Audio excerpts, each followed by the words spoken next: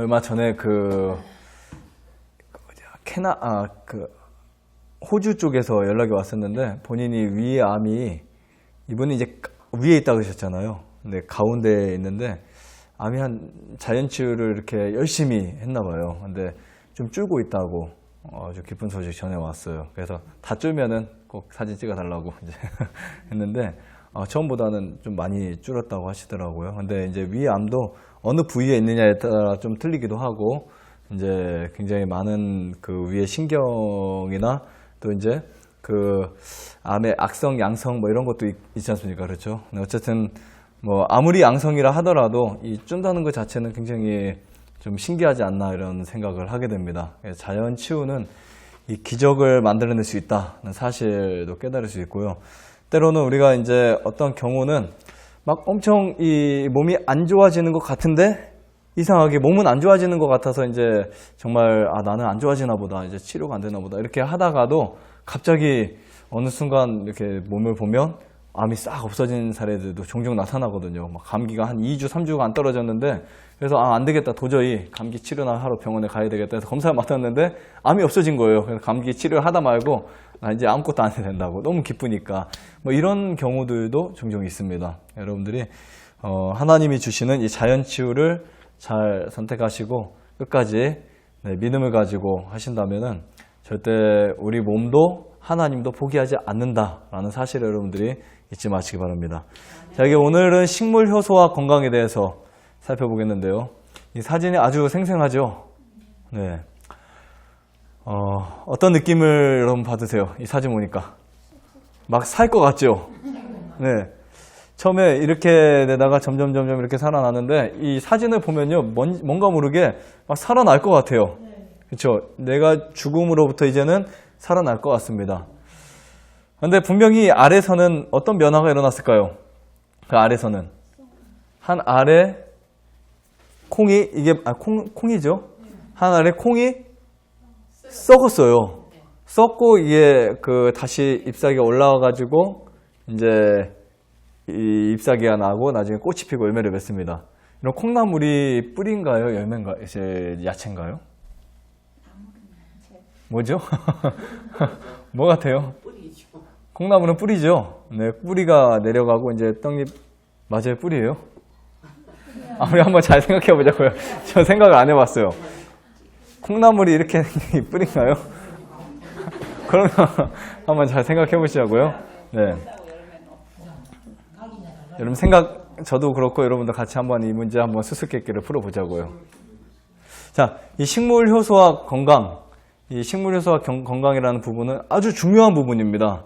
그러니까 여러분들이 이 자연 식사, 자연 채식을 할 때 이 부분이 얼마나 중요한지를 오늘 여러분들 설명드리고 싶어서 제가 예전에 공부하고 또 경험하고 그리고 제가 관찰한 결과 여러분들에게 말씀드리려고 갖고 나왔습니다. 이 식물 효소라는 것이 발견되었어요. 옛날에는 효소가 뭔지 이 효소의 단어 자체가 사람들에게 완전히 굉장히 알지 못하던 시대에 있어서 1800년대 중엽 후엽 시대에 미국의 생물화학과 영양연구가의 이제 선구자 에드워드 하웰에 의해서 발견되었습니다. 이 사람이 이제 오랜 시간 동안 자신의 일생을 다 바쳐가지고 이 식물과 토양에 대해서 이제 알아내기 시작했어요. 그래서 그것이 헛되이 돌아가지 않고 이 식물에는 효소가 있다는 사실을 발견하게 되었습니다. 물론 이 사람 때문에 많은 사람들이 극단으로 빠지는 경우도 있어요. 생거만 먹어야 된다라고 주장하는 경우도 있습니다. 극히 일부적인 부분을 연구해서 발견해냈지만 이 자체가 다는 아니라는 사실 여러분 오늘 꼭 기억하시고요. 이 발견을 하면서 우리가 어떤 유익을 얻을 수 있을까? 우리가 어떻게 지금 이러한 연구의 결과를 적용을 시킬 수 있을까? 그것을 배우셔야 됩니다. 이 이론을 보면 정제되지 않거나 가열되지 않은 자연식품 가운데 소화와 건강 유지에 필요한 효소가 있다는 것이 밝혀졌어요. 이 효소에 따라서 건강의 상태가 달라진다는 말, 이거는 사실입니다. 그래서 많은 사람들이 인정을 하기 시작했고 이 사람의 주장이 죽고 나서부터도 굉장히 많이 퍼지게 되었습니다. 특히 이제 효소 영양학 개론이라는 책을 썼어요.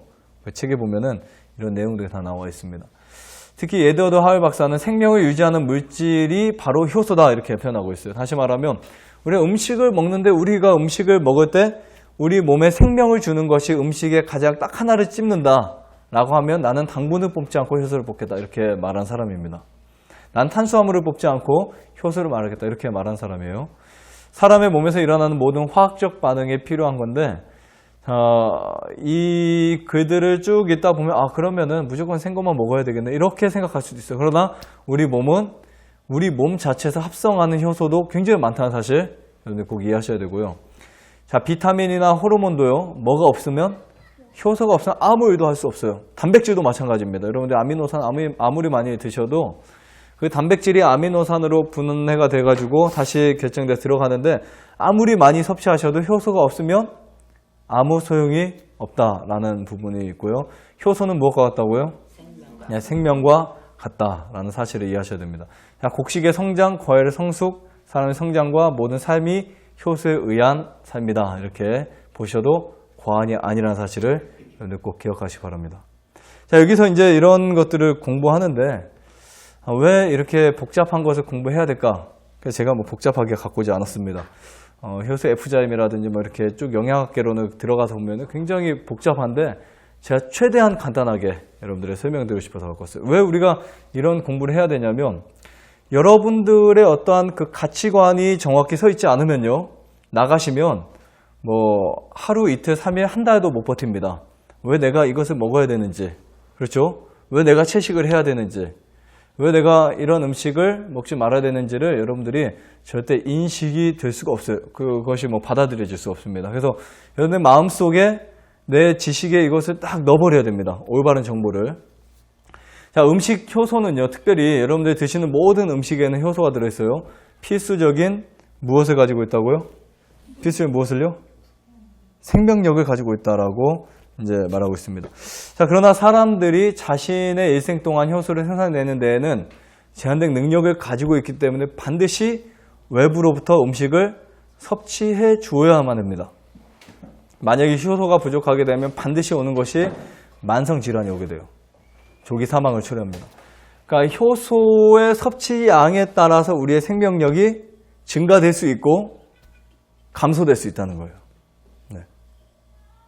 그리고 이 주장을 보면 요리를 많이 하면 할수록 음식 안에 있는 효소를 파괴한다. 저도 인정은 합니다. 사실은 그 엘렌 G 화이트의 이야기도 나오죠. 삶은 요리를 많이 해 먹으라고 했을까요? 삶은 요리를 보다 적게 하고 그랬어요. 네, 그래서 무조건 요리의 시간을 많이 들여서 그 공을 들인 음식보다는 이제 요리를 될 수 있으면 덜 할 수 있는 음식이 훨씬 좋다는 사실 여러분들 이해하셔야 되고요. 그렇게 되면 맛이 있을까요, 없을까요? 문제는 맛이 없는 게 하나가 문제예요. 하지만 모든 음식을 다 생으로 요리 없이 먹을 수도 없지만 요리하지 않아야 될 부분들은 그냥 그대로 천연 그대로 나오는 음식도 필요합니다. 그리고 또 호박 같은 것도 이제 먹을 때 무조건 다 반찬만 해서 먹는 것이 아니라 때로는 그냥 쪄서 단순하게 꺼내놓고 그러니까 우리 입맛이 단순하게 길들여져야 돼요. 근데 여러분들이 그렇게 나오면 맛이 없다고 뭐 간장 달라고, 간장이 아니고 쌈장 달라고 하시죠. 뭐 찍어 먹게 그냥 소금만 쳐서 드시면 됩니다. 소금만 이렇게 뿌려서 위에다 쳐가지고 드시면 되고요. 될 수 있으면 단순하게 요리하는 것이 훨씬 더 건강하고 좋다는 사실 좀 이해하셔야 됩니다. 밥을 할 때도 뭐 현미에 자꾸 5가지, 7가지 넣는 게 좋은 식사가 아니에요. 꼭 한 가지나 차라리 어떻게 보면 7가지를 넣는 것보다는 현미 1가지 먹는 것이 훨씬 낫다. 이 사실도 기억하셔야 됩니다. 자, 우리 입맛이 너무 고열에서 익혀 먹은 음식으로만 길들여지면 생것이나 혹은 단순한 것이 맛이 없어질 수가 있습니다. 하나 이제 생것을 먹어서 안 되는 분들, 생걸 많이 먹어서 안 되는 분들도 있지만 될 수 있으면 우리가 효소 섭취를 위해서 하루에 음식에 나오는 부분에 있어 한두 가지, 최소한 1가지 이상을 생것으로 먹어줘야 돼요. 1가지 이상. 뭐 토마토라든지 상추라든지 우리 열무라든지 1가지 이상을 생것으로 먹어줘야 되는데 대부분 다 전체를 화식으로 생식으로 바꿀 수는 없어요. 왜냐하면 우리가 이제 지금 이렇게 우리 소화력이 그렇게 바뀌었기 때문에 여러분들 갑자기 그렇게 바꾸시면 네, 문제가 생길 수 있어요. 위에서 소장에서 흡수가 되지 않습니다. 하지만 조금씩 길들여 나가셔야 돼요. 나가셔서 때로는 당근을 그냥 씹어 먹어도, 오이를 그냥 씹어 먹어도 맛있게, 그리고 그렇게 해도 소화가 잘 될 수 있도록 양을 조금씩 늘려 나가시면 굉장히 몸이 좋아질 수 있습니다. 우리 시온이도 생오이 좋아하잖아요. 하우스에서 딱 하나 따주면은 그 거의 하나 다 먹어요, 혼자. 네. 제가 예전에 사실은 이 생식마을에 가본 적이 있었어요. 그 경상도에 있는데 아화마을이라고 들어보셨나요? 네, 아시죠? 그 쭉 차를 타고 올라가면 생식마을이 있어요. 견학을 가봤어요. 근데 그분들이 이렇게 모습을 보니까 물론 극단적이에요. 그렇게 살긴 싫더라고요. 네, 살긴 싫고 완전 생식을 하기 위해서는 또 무엇인가 자극적인 걸 먹더라고요. 또 다른 부분을 먹어서 열을 내주기도 하는데 아주 그 인상 깊었던 거는 피부가 아주 반질반질해요. 거의 100%예요. 다 그 동네 사람 전체가 다. 그거 하나 좋았고요. 그 다음에 더 오래 살고 건강하는 것은 솔직히 뭐 크게 못 느꼈습니다. 어쨌든 피부가 좋고 일반 음식을 안 먹기 때문에 건강한 것은 이제 느껴졌지만, 하지만 장수 마을을 다 이렇게 우리가 검사해 보면, 뭐 검사까지는 아니지만 이렇게 자료를 수집해서 보면 장수 마을이 다 생색은 하지 않거든요. 그렇죠? 장수 마을의 특징은 항상 탄수화물은 익혀 먹거든. 전분 특히 익혀 먹습니다. 하지만 여러분들이 전분 형태에 대한 모든 식품들은 익히려면 제대로 익히셔야 돼요. 특히 고구마나 감자 이런 것들을 어설프하게 익히거나 하면 되지 않습니다. 독이 발생할 수도 있고요. 그 다음에 소화가 잘 안 될 수 있어요. 탈이 납니다. 그래서 우리 그 잘 안 익은 고구마 먹으면 흔히 배탈도 나고 그러잖아요. 밥도 익히다 말면은, 그렇죠, 설사 나고 그러죠. 전분은 반드시 푹 익혀 드셔야 돼요. 그리고 이제 채소 같은 경우는 익힐 것은 익고 삶을 것은 삶고, 그 다음에 또 생것을 먹을 수 있는 거는 적당히 생것을 드시고. 네. 그래서 이제 저는 꿀을 이렇게 또 해보면요, 꿀을 그 40도, 50도, 60도 이상 쭉 올라가잖아요. 가열된 꿀도 효소가 비교적 적다는 거 거의 사라지기도 합니다. 그래서 이 농축된 꿀을 보면요, 요즘엔 그래서 저온 농축까지 나왔어요. 저온 농축이 있어야 시간이 엄청 오래 걸립니다. 꿀의 중량에 해서 위에 물을 빨아당기고 마지막 마무리만 살짝 농축시키는 꿀도 있는데, 그만큼 이제 가열된 꿀도 안 좋다는 뜻이에요. 자, 영양학에 대한 이해를 하는 부분에서 가장 중요한 것은 영양을 얻는 일에 있어서 중요한 것은 칼로리가 아니라는 사실 여러분 꼭 기억하셔야 돼요. 막 혈당 떨어졌으니까 당분 먹는다. 뭐 이건 단순한 혈당의 문제지 이게 영양의 주가 아니라는 사실 기억하셔야 되고요. 그 다음에 1900년대부터 발견된 미네랄, 비타민, 미네랄, 효소들은 우리가 지금까지 생각해 왔던 칼로리가 아닌 진짜 영양소들이 여기에 들어있다는 사실을 깨닫게 돼요. 그리고 무엇을 먹느냐가 아니라 무엇을 어떻게 소화시켰느냐가 더 중요하다는 사실 꼭 이거 이해하셔야 됩니다. 예를 들면 여러분들이 아무리 비싼 유기농 뭐 빵이고 유기농 호두, 유기농 뭐 채소를 먹어도 그것을 아무리 많이 먹어도 소화 안 되면 아무 소용이 없습니다. 썩어버려요. 그렇죠. 우리가 이 강원도 쪽에 하면은 그 야채를 다 수확하고 난 그 무밭이나 이렇게 싸놓은 곳을 가보면은 냄새 악취가 엄청 심하거든요. 그러니까 무나 배추 이렇게 썩은 악취가 굉장히 심합니다.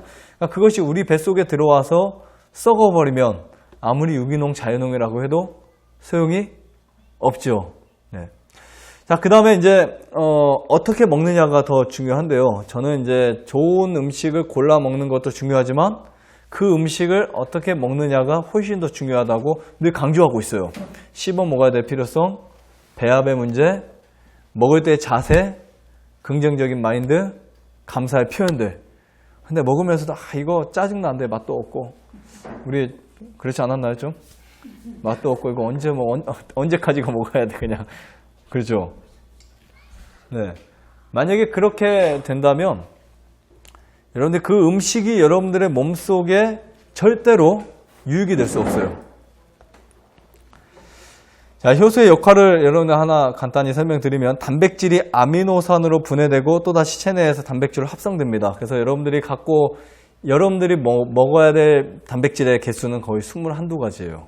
21개나 22개의 단백질이 여러분들의 이제 세포에 필요한데 그 중에 우리가 식품을 통해 섭취할 수 있는 게 한 11가지, 10가지에서 11가지가 정도가 돼요. 근데 나머지는 어떻게 되냐면 몸 자체에서 그것이 합성이 됩니다.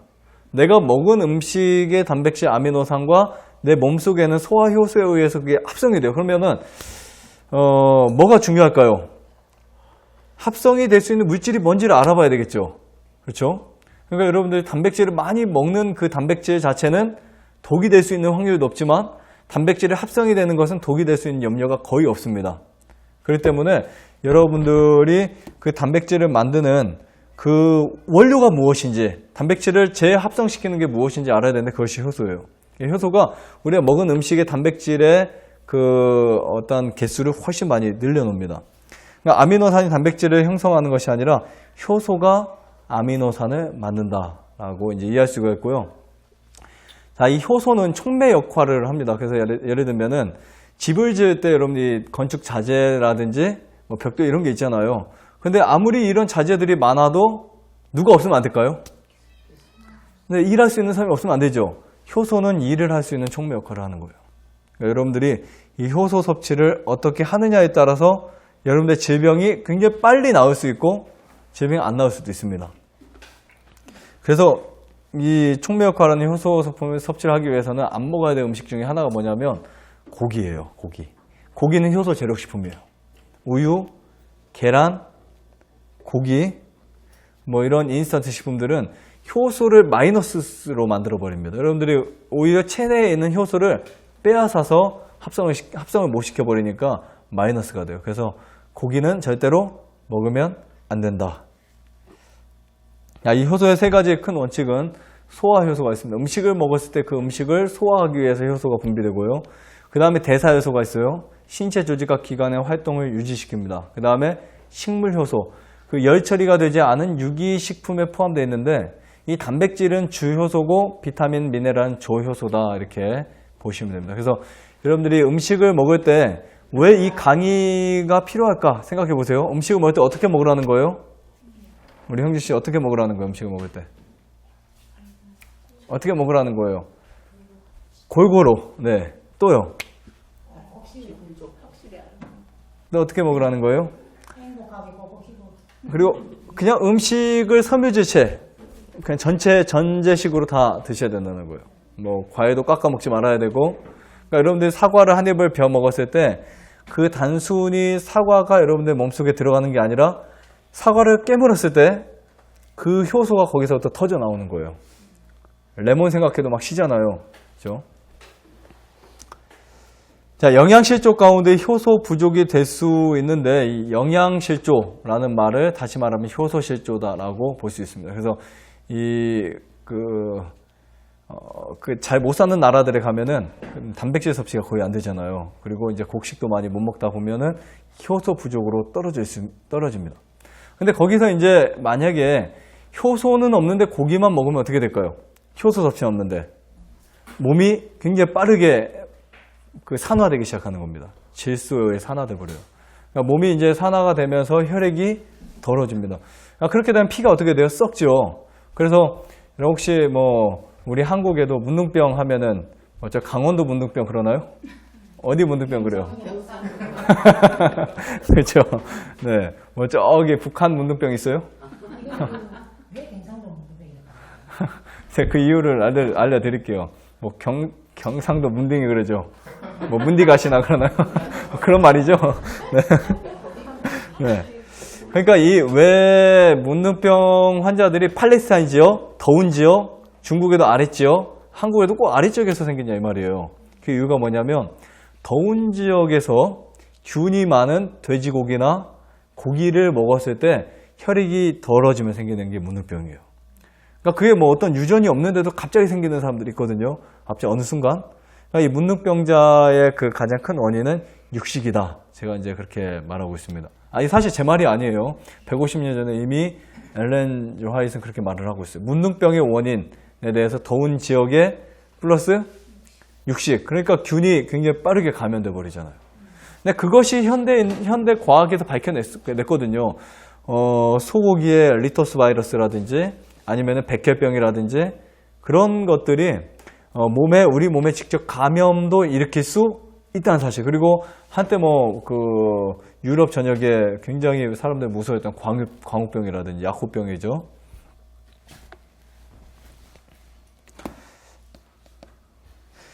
자, 효소 작용이 원활하지 않게 되면요, 위장병이 생길 수 있어요. 가장 흔한 병입니다. 여러분, 우리 한국계도 이 위장병 환자가 점점 늘어나고 있어요.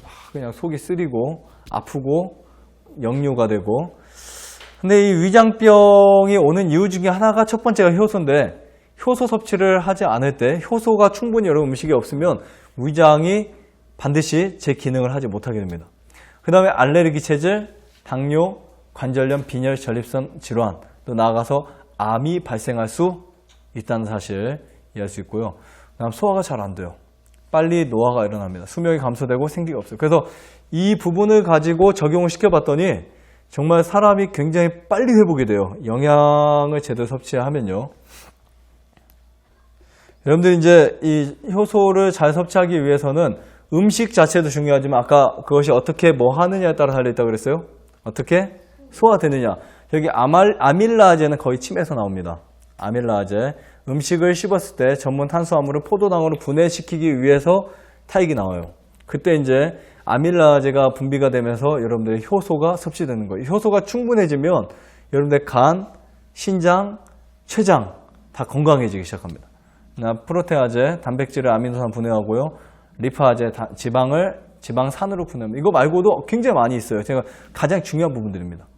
푸티알린이라든지 이런 수많은 효소, 호르몬 이런 거, 효소제들이 있지만 어쨌든 이 효소마다 다르기 때문에 알칼리에서 산성으로 각각 작용하는 효소가 일단 사실 우리가 알게 되고요. 자, 단백질을 아미노산으로 분해하려면 여러분들이 단백질 자체가 우리 세포로 못 들어가거든요. 그건 아시죠? 그게 분해됐다 다시 합성이 돼야 돼요. 재합성이. 근데 이 단백질을 아미노산으로 분해하려면 최소 100도에서 10시간 정도 끓여야 됩니다. 그러니까 내 세포에 필요한 이 단백질이 이 영양을 만들어내려면 100도에서 10시간을 끓여야 돼요. 그러나 효소를 통해서는 체온 36도에서도 몇 시간 동안 해결될 수 있어요. 이 사실을 알게 되면 여러분들 이 사실을 이해하게 되면요. 내 몸이 얼마나 중요하고 내 면역이 얼마나 중요하고 체온이 얼마나 중요하고 씹어먹는 게 얼마나 중요한지를 이해하실 수 있어요.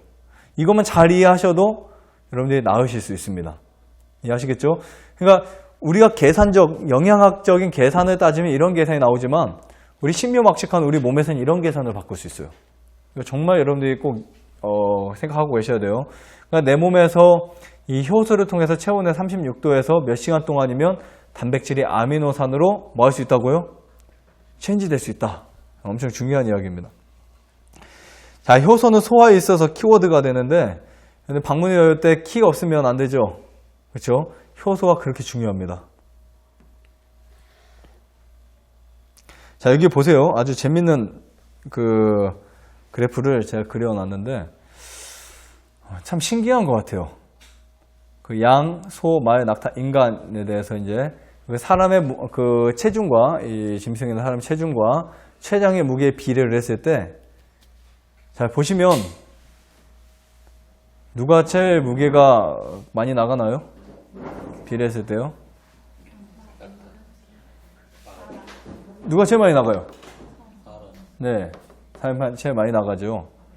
네, 췌장의 크기와 효소를 비교했을 때. 자, 이 말은 무슨 말인 줄 아세요? 여러분 아주 잘 이것을 생각해 보세요. 양이나 소나 낙타나 말은 인간에 비해서 췌장의 무게가 작다는 거예요.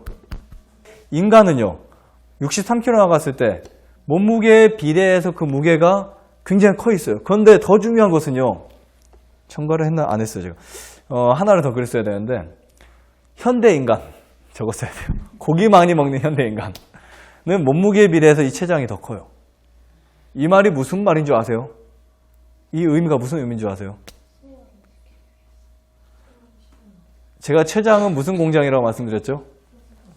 네, 췌장은 효소 공장이죠. 췌장이 효소 공장인데 지금 얘들은 효소 섭취를 충분히 하니까 췌장이 클 필요가 있어요, 없어요? 없죠. 사람은 채소 섭취나 이렇게 소화 효소 섭취를 많이 안 하고 인스턴트 식품을 많이 섭취하다 보니까 췌장이 커질 필요가 있어요, 없어요? 점점점 커지는 거예요. 그래서 현대인들의 췌장이 더 커집니다. 그래서 췌장 비대증에 걸려요. 췌장 비대증. 췌장이 커진다는 말은 효소를 많이 분비한다는 거예요. 왜 효소를 많이 분비해요? 먹어지는 효소가 별로 없으니까. 안 씹으니까. 그렇죠. 저기 현미 100번 씹으면 보약이라 했는데 뭐 한쪽을 가지고 150번, 전 양쪽 가지고 한쪽 가지고 100번 전 양 2로 씹으면은 좀 덜 씹어도 되긴 하지만 그래도 100번을 씹는 동안 그거를 많이 이렇게 막 쪄서 찌기 위해서 밥이나 이런 것들을 분해시키기 위해서 오래 씹는 게 아니에요. 그것도 있지만 효소를 많이 생기게 하기 위해서 오래 씹는 겁니다. 그러면 우리가 잘 씹어 먹지도 않죠. 고기도 많이 먹죠. 현대인들이 인스턴트 식품도 많이 먹죠. 그러다 보니까 어렸을 때부터 아이들의 효소가 점점점 몸에 비해서 이 프로테인에 비해 더 커지는 거예요. 커지다 보니까 효소가 어떻게 돼요? 커진다는 것은 그 공장이 커지고 거기에 일할 사람도 많다는 거죠. 에너지가 그쪽으로 많이 쏠린다는 거죠. 그래서 췌장이 커지면서 생기는 질병 중에 하나가 췌장염입니다. 췌장염이 생기면 뒤쪽에 통증이 아주 심해요. 통증이. 그다음부터 이제 더 지나가면 췌장암에 걸리는 거예요. 그러니까 췌장암 왜 걸리는지 아시겠죠? 답은 간단합니다. 고기 먹으면 췌장암 걸릴 수밖에 없다는 사실 아셔야 되고요. 췌장이 몸무게에 비례해서 크다는 거, 효소 섭취가 적다는 거예요. 섭취가. 그렇죠. 크다는 것은 섭취가 적다는 거예요. 췌장이 작다는 것은 효소 섭취가 충분하다는 겁니다. 갑상선도 마찬가지예요. 누가 아까 갑상선 있다고 한 분이 그러셨던 것 같은데 갑상선 비대증이나 저하증. 그렇죠. 이 갑상선도 마찬가지입니다. 갑상선은 면역을 담당하는 기관이에요. 특히 갑상선은 우리나라로 말하면 최전방의 그 검문소예요. 검문소. 여기를 통과하지 못하게 뇌로 하는데 이 갑상선에 문제가 생긴다는 것은 뭐냐면 면역력이 떨어져 있거나 여러분들이 지금 몸이 안 좋아질 때 갑상선이 커지는 거예요. 단지 요도 부족만이 아닙니다. 그러면은 얘가 좀 커질 때 어떤 생각을 하셔야 돼요? 아, 내가 일찍 자야 되겠다. 갑상선 환자는 일찍만 자도 되게 피로가 쫙 풀립니다. 저도 있어봐서 알아요. 저도 한때는 이만했어요. 이걸 못 잠궜어요. 제가 지금은 그래도 뭐 체중이 한 70kg 나가지만 예전에 제가 62kg 나갈 때 이거 못 잠궜어요. 잠그면요 얼마나 답답한지 커져가지고. 근데 해결했어요. 자가치료. 네. 제가 검사까지 받아봤어요. 순천대학병원 가보니까 갑상선이래요. 근데 그때 이제 왜 걸린지 제가 이유는 알지만 그래서 일찍 자고 제가 원래 저도 참 늦게 자는 습관이 있었거든요. 막 11시, 12시 그냥 책을 보다 보면 그냥 보다가 시간 보면 1시, 2시예요. 저도 모르게 그냥 책 한 권씩 읽고 자다 하니까 제가 책을 많이 읽을 때는 1년에 100권 정도 읽었으니까 어떤 때 저녁마다 책 한 권씩도 읽을 때도 있었어요. 그러니까 막 이게 너무 피로해지고 눈이 막 압이 생기고 저녁 7시만 되면 피곤한데 그 피곤을 줄이기 위해서 또 찬물 샤워만 하고 또 이제 공부하고 그랬는데 도저히 이것 때문에 안 되겠어요. 그래가지고 잠을 일찍 자기 시작. 8시, 9시가 되기 전에 이제 새나라 열이 좀 일찍 자고, 그 다음에 이제 저 어항에 가서 파래를 잔뜩 사다가 파래를 실컷 먹고, 그 다음에 효소 섭취. 뭐 음식에서 했죠, 다. 그러니까 이제 이게 점점점 줄어들기 시작했어요. 그래서 압니다. 이게 왜 커지는지. 그때 우리 보통 일반적으로 병원 치료에서 이걸 어떻게 하나요? 이걸 어떻게 해요? 약으로 사용하든지, 수술을 하든지 뭐 그렇게 하잖아요. 참 미련한 행동 같아요. 이것보다 더 미련한 사람이 없어요. 왜냐하면 지금 이 원인이 있는데 이 원인을 모르고 자꾸 이거 떼내보면 어쩌자는 거예요. 그렇죠? 그럼 몸은 더 큰일 나겠죠. 지금 얘가 커진 이유는 반드시 있습니다. 그러니까 얘가 면역을 더 많이 만들기 위해서, 항체를 만들기 위해서 어떻게 보면 여러분들의 그 생명력을 더 많이 이렇게 공급하고 지키기 위해서 커진 건데 얘를 무시하고 내 생활은 그냥 그대로 하고 얘를 잘라버리거나 약물을 조절한다. 너무나 무지한 결론입니다. 반드시 어딘가는 망가지겠죠. 생활은 바꾸지 않고 유방암 걸린 분들이 대만에 가도 보니까 다 유방 환자 다 뭐 먹어요? 아니요, 어떤 주사를 맞냐면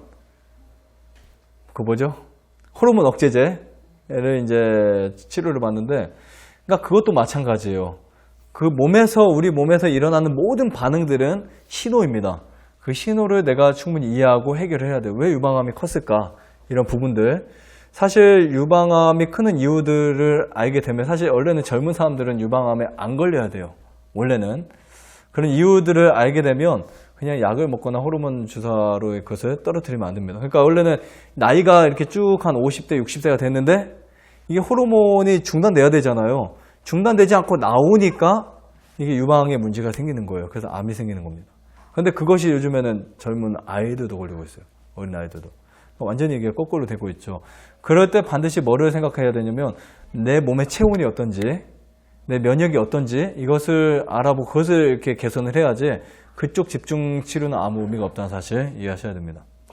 자, 그럼 췌장에서 가장 싫어하는 음식이 무슨 음식일까요? 공장식품이에요. 유통기한 긴 공장식품. 근데 여러분들이 밭에서 채소를 딱 이렇게 뜯어서 오면은 그 유통기한이 얼마나 되죠? 안 써놔도 쓸 필요가 없습니다. 그렇죠? 채소의 유통기한은 적을 필요가 없어요. 그냥 놓으면은 썩는 게 보이면 버려야 돼요.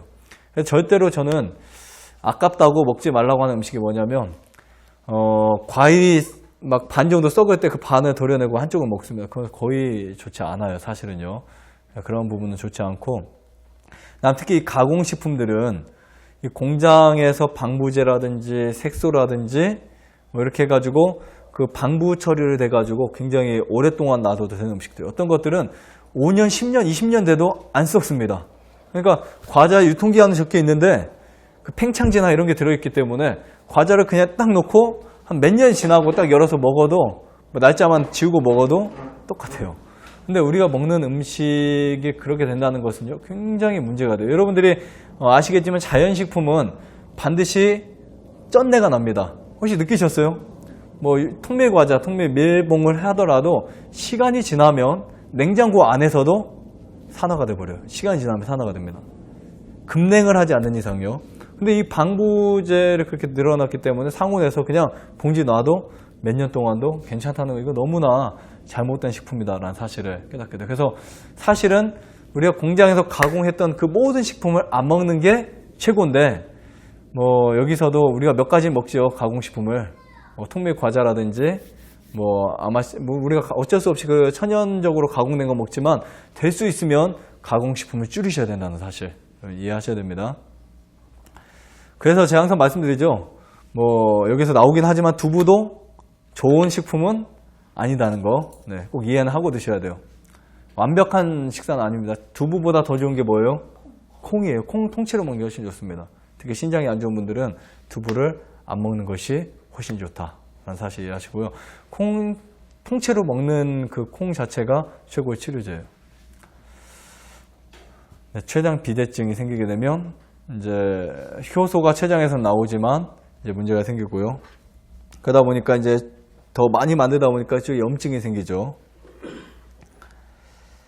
자, 외부로부터 이제 우리가 식사를 바꾸면은 당장 여러분들이 내일부터 뭐 모레부터 외부로부터 효소를 받아들이면 효소량이 더 이상 고갈되지 않는다는 거예요. 그러면서 수명이 연장될 수 있다는 사실.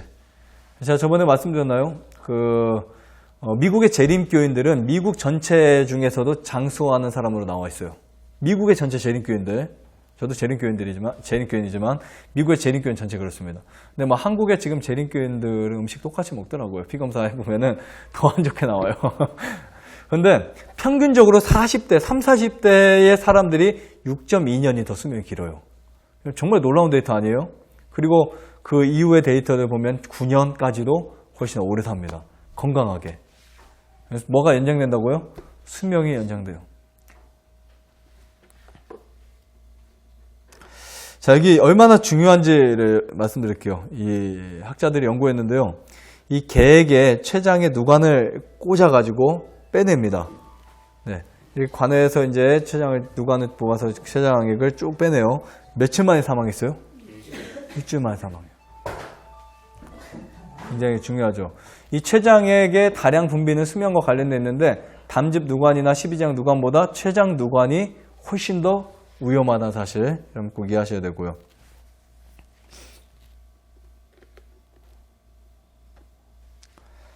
자, 문제는 뭐냐면 여러분들이 뭐 한 해 한 해 지나갈수록 위산도 줄어들지만 효소량도 줄어듭니다. 그래서 여러분들이 꼭 규칙적으로 많이 섭취해야 될 게 있어요. 최근에 우리 원래 뭐 3대 영양소였다가 5대 영양소였다 지금 6대 영양소 늘어났어요. 그 6대 6번째 영양소 뭔지 아세요? 물입니다. 어떻게 하셨어요? 네. 6대 영양소가 물인데 효소가 줄어들 때 반드시 뭐를 섭취해야 된다고요? 물을 섭취하셔야 돼요. 물을 꼭 여러분 한 번에 뭐 많이 너무 마시지 말고 찬물을 섭취해야 되나요? 아니죠. 반드시 내 체온과 비슷한 물이 최고 좋습니다. 몸이 안 좋은 분들은 저기서 나오는 물보다도 따뜻하게 드시고요. 이렇게 건강한 사람들은 그래도 좀 더 이렇게 시원한 물 먹어도 되지만 몸이 안 좋은 분들은 체온이 떨어졌다 다시 올라오는데 시간이 굉장히 오래 걸려요. 그러니까 아이들 보면은 우리 시온이나 뭐 저 정도까지만 되더라도 아이들을 보면은 밖에서 실컷 놀다가 눈싸움을 하다가도 방에 딱 털고 들어오면 좀 있으면 손이 따뜻해져요. 그런데 저 이상 한 40대, 50대, 60대로 넘어가면은 눈하고 이제 찬물을 만지고 나면 손이 1시간 동안 더. 그죠? 그런 경험 있으세요? 근데 요즘은 몸이 안 좋으면 그래요. 특히 여자분들이 그럽니다. 그러니까 주의하셔야 되고요. 그때 물이 충분히 들어가서 혈액 순환을 시켜줘야 돼요. 물이 충분히 들어가서. 효소를 충분히 많이 만들어냅니다. 그러면 효소가 많으면 열도 날까 안 날까요? 당연히 열이 나겠죠. 그러니까 효소가 마치 거름처럼 우리 몸의 발열과 이제 성장을 할 수 있는 엄청 중요한 역할을 하고요. 특히 이제 연세가 드실수록 이 인스턴트 식품을 절대 딱 끊어버리고 이런 천연 식사를 하셔야 효소가 부족하지 않게 됩니다. 그래서 학자들이 그래요. 모든 병의 가장 기본적인 원인은 다른 게 아니었다. 효소 부족이었다. 아토피가 됐든 알레르기 체질이든 암이든 우울증이든 여기에 효소만 딱 채워주면은 다 회복이 되거든요. 자, 여러분들이 아까 말씀드렸듯이 사과 하나를 씹어 먹을 때 그 음식 안에 있던 멋이 쏟아져 나온다고요? 효소들이 쏟아져 나와요. 이제는 음식을 드실 때 뭐 그냥 이렇게 허겁지겁 드시지 마시고 과일도 마찬가지예요. 과일 하나를 드실 때 음미를 하세요. 효소가 쏟아지는구나. 근데 고기를 먹을 때는요. 효소가 안 나와요. 고기는 하나도 안 나옵니다. 오히려 효소를 뺏어가 버려요. 많이 씻게 될수록 음식물의 분자는 더 잘게 이렇게 파괴가 아닌데 잘못 썼어요. 파괴가 아니에요. 이거는 분해된다. 네, 분해되고요. 우리 몸에는 그 세 군데서 타액이 나옵니다. 어디서 나올까요? 귀, 이하서에 나오고요. 그 다음 턱 밑에서 나오고 타악선 혀 밑에서 나오죠. 이 효소들이 나올 때 아밀라제라는 효소가 굉장히 많이 이렇게 나오고 그 다음에 소화의 가장 중요한 효소 중에 하나가 푸티알린이거든요. 푸티알린이 막 쏟아져 나오기 시작해요. 그래서 입안에 연결된 이 부교감 신경에 의해서 여러분 중추신경에 보고됩니다. 그리고 음식의 종류에 따라서 소화될 수 있는 효소들이 나와요. 아주 재미있는 흥미로운 이야기가 있는데 하치에게 여러분들이 뭐 생 고구마를 줬을 때하고 그 다음에 익힌 고구마를 줬을 때하고 구운 고구마를 줬을 때 삶은 고구마, 구운 고구마 세 가지 줘보세요. 침이 다르게 나올 거예요. 한번 찾아보세요. 모르겠죠. 그 침을 모아다가 검사해볼까요? 현미경으로? 네, 그거는 모르겠지만 침의 성분이 틀려요. 개 보면 침이 질질 흐르잖아요. 하면서 딱 특히 이제 먹을 것 주면 더 흘리죠. 그때 이제 생고기를 넣고 침 흘리는 거 다 뽑아다가 검사해봤고 진짜 제가 한 건 아니지만 학자들 해봤어요. 저보다 더 웃긴 사람이 있나 봐요. 그렇죠? 해보고 그 다음에 이제 익힌 고기를 익힌 고기를 그 앞에 놓고 한참 놓으면요, 얘 침이 막 고여요. 개들. 사람도 그렇잖아요. 음식 침이 고여서 그 침을 이렇게 뽑아가지고 그 주사위 같은 걸 빼가지고 그 양을 가지고 또 실험해보고 그 다음에 이제 삶은 고기를 또 이렇게 익힌 게 약간 이제 그 구운 고기를 숯불고기 같은 거를 딱 놓고 침을 해보면 이 세 가지 타액이 다 틀리다는 사실이에요. 그러니까 우리가 음식을 보는 시각에 따라서 후각에 따라서 그때 음식에 맞는 소화액이 일단 먼저 분비될 것이고 음식이 입안에 들어왔을 때 그 씹는 중에 소화액이 틀리게 나온다는 거예요. 이거 너무나 신비로운 일입니다. 그래서 무조건 효소가 많이 나와야 중요한 것이 아니라 좋은 효소가 많이 나와야 된다는 거. 이것은 벌써 증명된 사실입니다. 그리고 이제 이 섬유질 같은 경우는 사실 소화가 안 됩니다. 섬유질은. 그래서 학자들은 섬유질 분해가 안 되는데 뭐하러 먹냐 이런 말을 하는데 이 섬유질은 우리 몸속에 들어와서 빗자루 그 역할을 해줘요. 그냥 청소합니다. 여러분들의 노폐물들을 싹 청소해가지고 배설을 해는 역할이 이제 알긴산이라든지 뭐 이런 섬유질의 역할을 하고요. 과일은 굉장히 쉽게 소화될 수 있기 때문에 영양을 체내의 일부는 흡수를 시켜버려요. 그래서 여러분들이 저혈당을 쓰러졌을 때 바나나 막 먹이면은 일어나잖아요. 과일은 굉장히 빠르게 소화가 됩니다. 한 30분 정도면은 소화가 굉장히 빨리 되기 시작해요. 한 2, 30분. 네. 그래서 저녁 한 끼를 과일만 먹는 거 굉장히 좋은 식사가 될 수 있고요. 그다음 인체에 많은 에너지가 필요하지도 않으면서 짧은 시간에 소화가 다 이루어질 수 있습니다. 물론 저혈당으로 뚝 떨어질 수도 있어요. 근데 그거는 시간이 지나면서 잡히게 돼 있습니다. 이 천연 식사는 뭐가 중요하냐면 처음에는 여러분들이 이제 약물을 완전히 의존했다가 천연식품을 바꿀 때는 어떤 부분은 조심하셔야 돼요. 옛날에는 약물에서 천연식품을 바로 바꿔도 됐어요. 그전에 독한 약들을 많이 안 썼고 지금은 약을 굉장히 많이 끌어올려가지고 쓰기 때문에 거의 산 사람이지만 죽은 사람을 산 사람을 거의 약물로 살리면서 쓰기도 하거든요. 그 정도거든요. 그러니까 약물 끊고 바로 바꾸면 문제가 생기는 것들이 종종 있을 수가 있어요. 그래서 그럴 때는 이제 몸이 그 어느 정도 맞춰줄 때까지 기다리는데 반드시 중요한 것은 나중에 과일만 드셔도 혈당의 문제는 전혀 없어진다는 사실. 대신에 사과를 깎아 드시면 안 되겠죠. 사과를 통째로 드셔야 되겠죠. 자, 문제는 뭐냐면 과일하고 단백질 섭취가 오래 하다 보면 음식 여러 시간 동안 위에 과일이 남아있게 돼요. 사실 과일은 위장에 오래 있으면 안 되는 식품입니다. 당분이 오래 있으면 안 돼요. 근데 이 단백질이 같이 들어가서 오래 있잖아요. 그럼 음식이 그 안에서 부패되기 시작해요. 그래서 식사와 함께하는 과일은 최선의 건강식은 아니라는 사실. 그래서 그럼 시온의 동산에서도 완전히 100%는 다 할 수 없어요. 100%는 할 수 없습니다. 90 몇 프로까지는 할 수 있지만 그런 부분에서 여러분들이 주의를 하셔야 돼요. 다 똑같이 할 수 없기 때문에. 그래서 예를 들면 내 몸의 상담을 통해서 제가 어느 정도 말씀드리면 나는 소화력이 더 약하니까 이것을 좀 더 주의를 해야 되겠다 하는 분들은 그냥 최대한 이런 것들을 피해 주시면 더 좋고요. 우리가 큰 문제가 생길 것은 여기 다 걸러드리지만 그래도 다 걸르지 못할 것들도 있으니까 여러분들이 참고를 꼭 하세요. 우리가 쫓아다니면서 물병을 주고 식사 2시간 체크하고 드리진 않잖아요.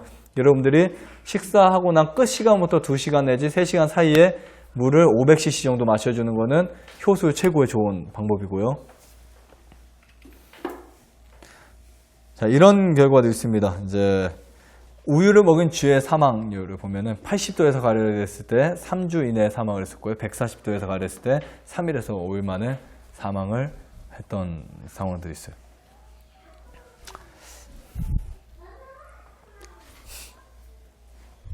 자, 이거 사실 두 번에 나눠서 하려고 했는데, 자, 여기 보시면 위에서 소화되지 않은 채 십이지장으로 음식이 내려오게 되면 어떤 문제가 생길까요? 어떤 문제가 생기냐면 가렵죠, 몸이. 그런 이유가 바로 이런 문제예요.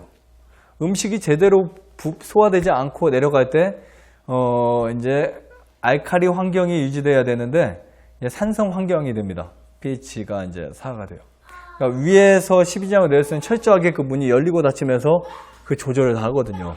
그때 문제가 생길 수 있고요. 12장의 부교양 신경은 산성식물을 이제 감지하게 되면서 이제 거기 염증이 생길 수가 있어요. 뭐 이런 긴 말들이 있지만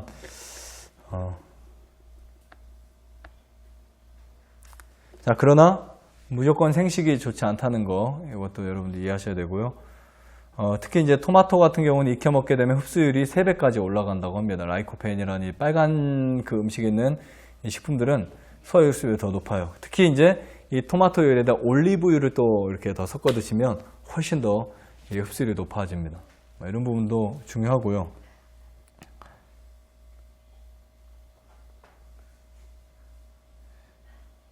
자, 비료나 농약이나 제초제를 특히 이제 성장 촉진제가 문제예요. 이런 거 사용하지 않은 농산물이 가장 좋고, 이런 것들은 굉장히 많이 바뀌어서 이제 산성화되고 효소가 부족합니다. 제가 한 말씀만 읽어드리고 마칠게요. 자, 여기 지금 과일과 야채 배합하지 말라 그랬죠. 이거는 어떤 상황에도 좋지 않습니다. 특히 이제 여러분들이 몸에 염증이 조금이라도 있을 때는 위장 안에서 혼란이 일어나요. 당분과 야채는 섞어 먹지 않는 것이 첫 번째 원칙이고요.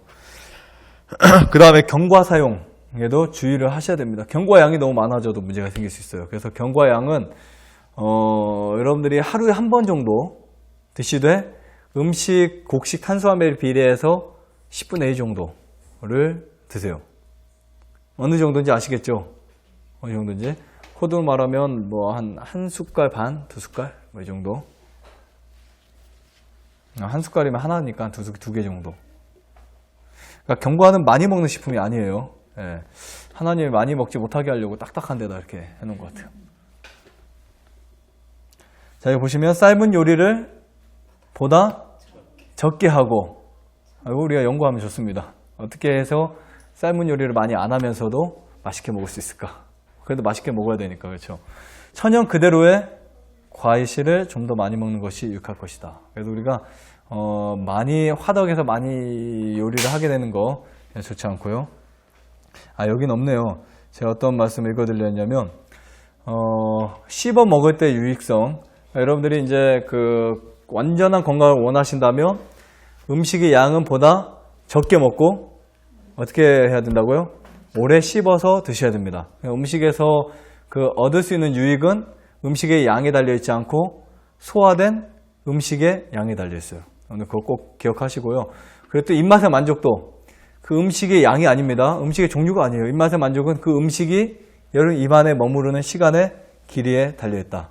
이 사실을 꼭 기억하시고, 오늘도 이 식물 효소와 건강 좀 별로 재미없는 강의예요. 식물 효소 건강은. 하지만 굉장히 중요하기 때문에 여러분들 꼭 기억하셨다가 이렇게 실천하시기를 바라면서 마치겠습니다.